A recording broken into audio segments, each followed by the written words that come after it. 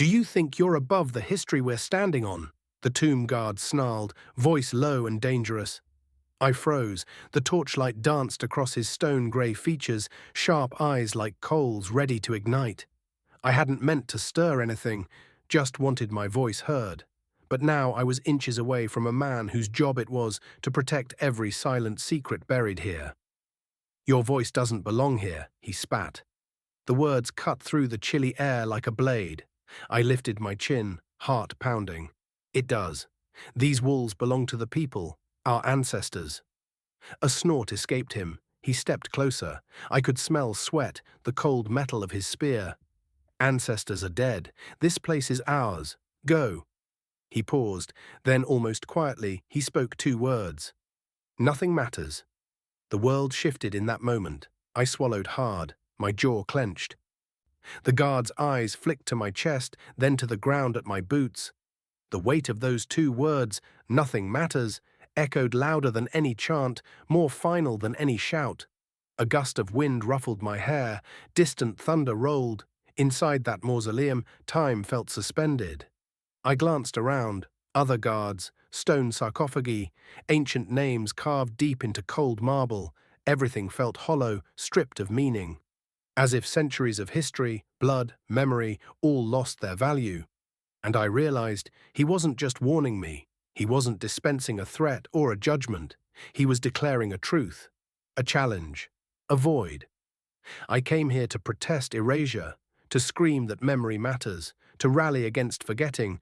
But who am I screaming at if nothing matters?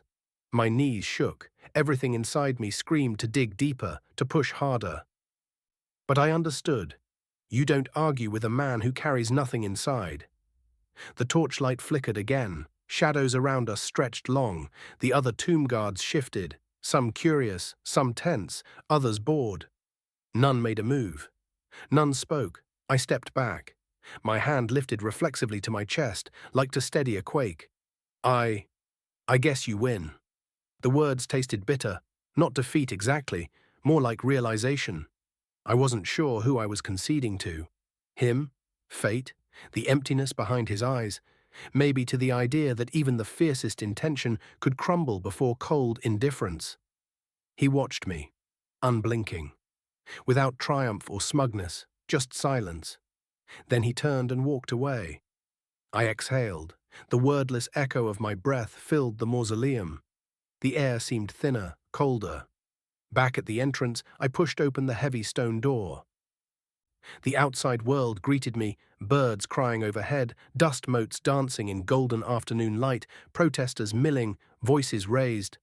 For a second, everything looked alive, urgent. And then I saw it.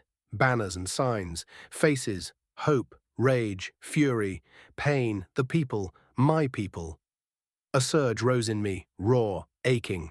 I raised a hand, as if reaching for every voice drowned inside marble tombs, every story erased by time, every unmarked sacrifice. But then those two words returned. Nothing matters. Where was the line between truth and surrender? Between fighting for memory and acknowledging the abyss? I closed my eyes. The crowd's chants blurred. Somewhere a child cried. A woman shouted. A man wept. I opened my eyes again. I didn't know if I belonged with them anymore, because as much as I longed to carry their anger, their longing, their demands, I felt empty, hollow. The guard's words hollowed me out from the inside. Still, I stepped forward, toward the crowd, toward a new kind of protest, a quieter one. Not with loud slogans, but with listening, with mourning, with remembering. I raised no banners. I shouted no slogans. I lifted nothing but my head and let my silence speak. And in that silence, I honored what the guard tried to erase. Months passed, days turned to weeks, back to days. The chanting slowed, the protest fragmented. People drifted back home, tired, frustrated, bruised. But I stayed, alone, visiting the tombs at dusk, lighting a candle, whispering names carved in stone, names no one else remembered anymore. I didn't shout, I didn't march, I did something quieter, I remembered. And slowly, painfully, I felt something grow again. Not anger. Not fire, memory, quiet, solid, like a whisper moving inside walls of stone. Years later, a young woman, her eyes wide with anger, asked me, "Why aren't you doing more?" I looked at her. I didn't answer at first. Then I whispered, "I already did." And I held my candle up to the names she could not pronounce. Because sometimes protest isn't in the roar, sometimes protest is in keeping memory alive, when the world says nothing matters. And in that truth we resist. If your heart feels a little heavier or a little stronger after this video, don't leave without dropping a comment. Where are you watching from? And what moment will stay with you? Like it, share it, and subscribe for more stories that speak louder than words.